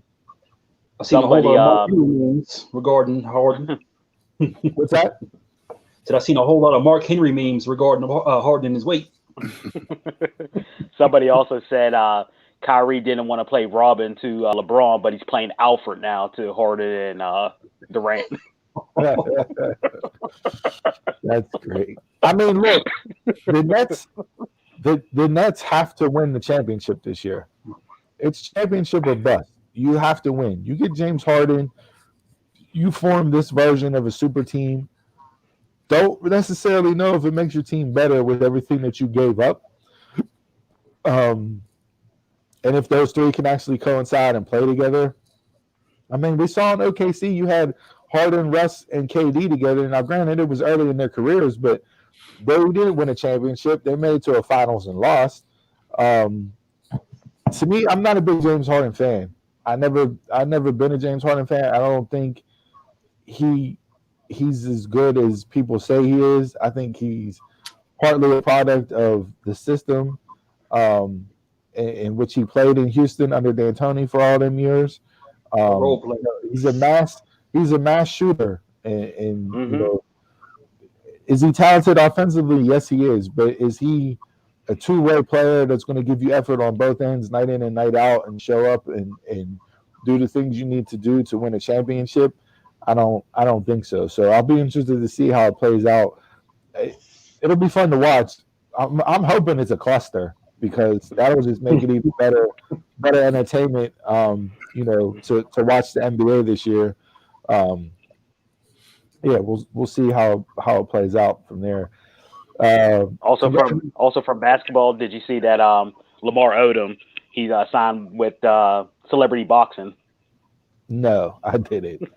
Yeah, he did. I'm not going to touch that. We're going to leave that out. Not going to touch that. Congratulations to Alabama winning the national championship. Just absolutely destroying Ohio State. Yeah. Devontae Smith is unreal. Man. I hope his game actually transfers over into the NFL. But man, like he's so good to watch in college. That's why I'm hoping it transfers over because he had more yards than Ohio State did in the first half. He had 12 catches, 3 touchdowns, and 215 yards in the first half. And he didn't play the whole second half. Like, it's crazy to me that he was able to do what he did. Congratulations, Nick Saban, obviously cementing his legacy as the best college coach of all time, just stacking chips on top of that. Alabama will be back again this year. A lot of people are making a fuss about the ratings and how the ratings dropped dramatically from the semifinals to the national championship. And I think we're getting to the point where you have Alabama and Clemson fatigue, where you're tired of seeing them in the national championship every single year or every other year. That's where they need to expand the playoff. That was raised up. We'll see if that ever turns into fruition, but congratulations to them. Some college coaching news making ranks in the NFL. Urban Meyer inks the deal to be the head coach for the Jacksonville Jaguars. So Duval gets their man with Urban Meyer. We'll see if he's successful or not. It's been hit or miss as far as college coaches making the transition into the NFL and being successful. I don't know how that will play out. We'll see. Does he go with Trevor Lawrence at number 1 overall, or does he go with Justin Fields? We'll see how that plays out. Robert Saleh, congratulations to him being named the Jets head coach. He is the first Muslim and first I don't want to say Arabic. Yeah, first Muslim and first Arabic head coach in the NFL. So congratulations to him. I think that's going to be a really good hire for the Jets. I know the Jets are a dumpster fire, but I think they definitely got the right guy to come in and hopefully turn that franchise around. You'll have to see what they do with Sam Darnold in the draft, whether or not they're going to stick with him coming up on his last year, his rookie deal. So there's that there. Some other coaching news involving the Lions. Here's what I want to pose to you guys. If Eric Bieniemy does not get a coaching gig in the NFL this year after 7 or 8 openings pop up and he gets passed over again, is the Rooney Rule even effective? No. Most people have their person in mind. Yeah, true. Just what Jacob said, the person they want is already in their head. So I mean, there were reports out there that Omar Khan from the Steelers, if he takes the Panthers general manager job, the Steelers would get, I believe, 2 third-round picks or at least one third round pick, possibly two. So they added that incentive piece onto the Rooney Rule of getting an additional draft pick for hiring minority candidates from other franchises. I just don't see, some people call into question Andy Reid's coaching tree and the people that he's produced as head coaches. To me, he's had more success producing coaches from history than Bill Belichick has. And people are so quick to hire New England, assistant coaches. Josh McDaniel didn't do good in Denver. Romeo Crennel wasn't good in Cleveland. Who was the defensive coordinator back in the day for them that got the head coaching job, and then he went to Notre Dame? Oh, that was the offensive coordinator, Charlie Weiss. Charlie Weiss didn't do anything. Yep. I mean, besides Brian Flores, who's in Miami, Matt Patricia wasn't good in Detroit. Besides Vrabel in Tennessee. So you have those two, but besides that, they've all been duds. No, nobody else. Mm-hmm. So this whole knock on, well, he comes from the Andy Reid coaching tree, and Andy Reid's coaches don't typically do well. That, to me, that's completely false. He's had more stronger head coaches than what Belichick has, and people are just so quick to hire coaches out of New England. I really think Bieniemy needs to get a head coaching gig. I know the Texans requested an interview for him, but that was kind of to placate Deshaun Watson, and they did it after the deadline to request the interview. So you're not going to get him until after the Chiefs are out of the playoffs, and that could be through the Super Bowl. So do they not hire nobody for how many weeks? I mean, for like another 4 weeks. Yeah, so just interested to see how that plays out. There's still some coaching opportunities out there and available in the NFL. And that leads us into the divisional round today. We have Green Bay and the Rams. And then is it the Bills and Ravens for the nightcap? Mm-hmm. Yep, 8 o'clock. I think Green Bay wins. I don't see the Rams going into Lambeau and winning this game. I know the Rams defense is really good. You don't know how hurt Aaron Donald actually is. But I just don't see Jared Goff being able to go into Lambeau in, freezing temperatures with snow with 3 pins in his thumb, having surgery 20 days ago, and being able to grip a football and throw it effectively. So we'll see how that plays out. I think Rodgers is on a mission this year up in Green Bay. He's been, the MVP of the league and has been outstanding. And then, I'm really looking forward to the nightcap, the Bills and the Ravens. Obviously, being a Pittsburgh guy, I want to see the Bills win to knock the Dirty Birds out of the playoffs. I think Lamar Jackson, for everything that's said about him, it was kind of ridiculous to say he can't win in the playoffs whenever he was the second-year starter, went 14-2, and lost his first ever game in the playoffs. Like, you can't slap that moniker on a player that's only been to one playoff game. I could see if it's been 6 years and he's been in the playoffs and hasn't won anything, then you could say he can't win a playoff game. But to give that to him after one game just wasn't something that should have been saddled to him. So, And then tomorrow we have the Chiefs and the Browns, and then we have the Buccaneers and the Saints in the battle of the old school guard with Brady and Breeze. Drew is potentially retiring after this year. He already has a TV gig lined up, so this is probably his last hurrah. Don't know if the Saints. What's that? Is he building his brand? Yeah, they want him to be the next Tony Romo, apparently. So he's already got a gig lined up there. I think the more interesting game is the Buccaneers and the Saints. I expect the Chiefs to win. Don't know if they're going to cover, but I don't. That offense is just so ridiculous. I don't know how you keep them down for 4 quarters and score enough points to win. The Browns got lucky the past 2 weeks, so. Well, they played Steelers, so the defense is suspect. So yeah, they could run the ball. So them running the ball can keep Patrick Mahomes off the field. Yeah, but the Titans did that last year against the Chiefs, and the Chiefs still beat them. So it Yeah. doesn't really matter when you can score 28 points in a quarter, in the span of 7 minutes. Like, it doesn't really matter, and they've proven that over the course of the year. They've been, the clock management and holding the clock against the Chiefs doesn't necessarily work because that offense is so quick to strike. It doesn't really matter. Half the time they're losing the time of possession battle. So I don't want either of these teams to win. I still want Buffalo to win. I mean, I picked the Steelers winning the Super Bowl, so don't take Yeah,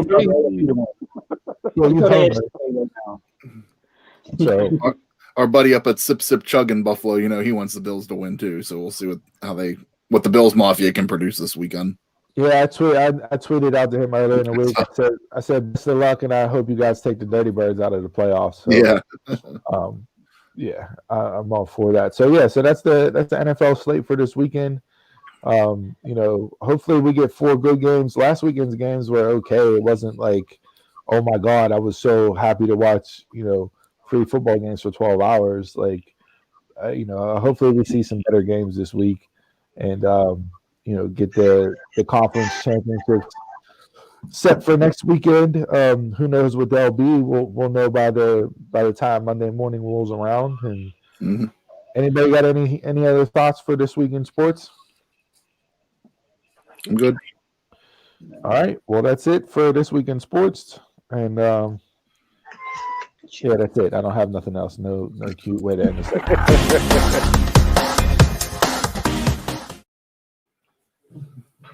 All right, boys and girls. Thanks for tuning in to episode 20 of the Dumbmarks podcast. Remember that we're live every Saturday at 11 a.m. on YouTube, Facebook, and Twitter. So please subscribe, like, and follow our social media pages so you'll get alerts each week when we go live.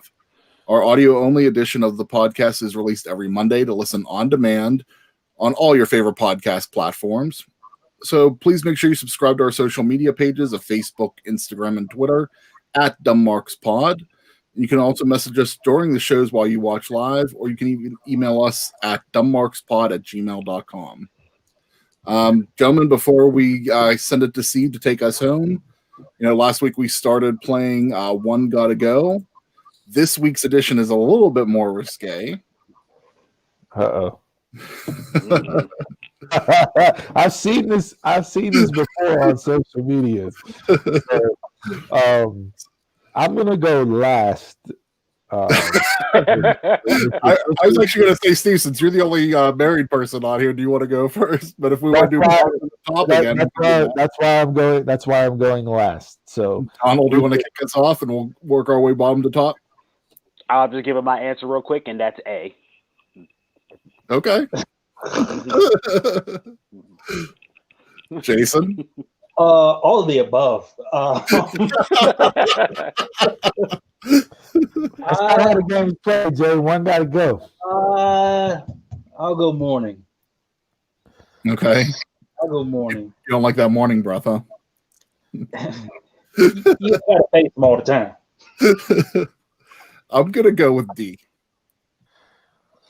Yeah, everything else works but D, because things don't work in D. You said one gotta go. Yeah, one gotta go. Yeah. Not what you like the best. One gotta go. It's right here, Jason. One gotta go. If you want to comment in the show, you'd be able to answer the damn question. Dude, fun. I'll go C. Okay. I'll go C. Wonderful guy. All right, so as a 10-year married man on this podcast, B is how I had my daughter, so that one stays. A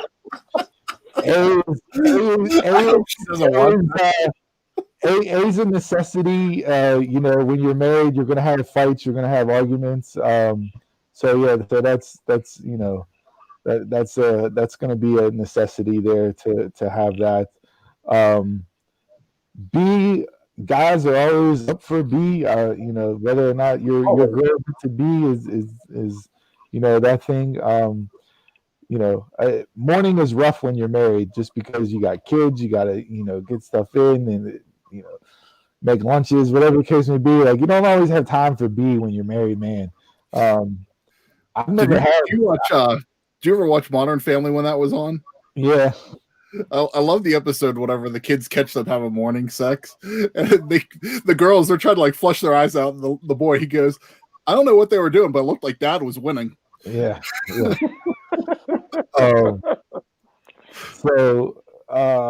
C, goodbye. I've never had C that I can think of, so I'm gonna say that one got to go, just because I've never had that. I've never ended a relationship with one final go round to say, all right, we're done. Is it like what? Is it like I'm sending you off on vacation? C, or is it is C considered like a one night stand? Would that be C? Because there's been a time where I've been used for a one night stand, and that just did not feel good at all. So I didn't even get a phone number. I didn't even get a goodbye. It was like her brushing teeth, and I'm like, all right, well, I guess I'll leave. I did. It was after a wedding. You go to a wedding, you're always hoping for some fun, and I had fun. But man, that walk of shame the next day, taking that elevator down to the hotel, was not fun. So I know that feeling. I'll go with C. I gotta go just because that's the least experienced on my end. So. Well, we weren't all in agreement this week like we were last week. Yeah. It's okay. No, that's the point of it, is to have the conversation. That's for sure. So, all right. Well, this week, folks, we're going to wrap it up here and end the show. Like I said, I throw some one final thought out there for you guys to stick with you during the week, to use however you so choose. This one's a little bit lengthy, but the message is well worth the little bit of the length that's going to be going into this. So I have here: a bar of iron only costs $5. When it's made into horseshoes, it's worth $50. When it's made into needles, it's worth $3,500. When it's made into balance springs for your watches, it's worth $300,000. Your own value is determined by what you are able to make of yourself. So with that, till next time, we'll catch you around the way. Happy birthday, Betty White.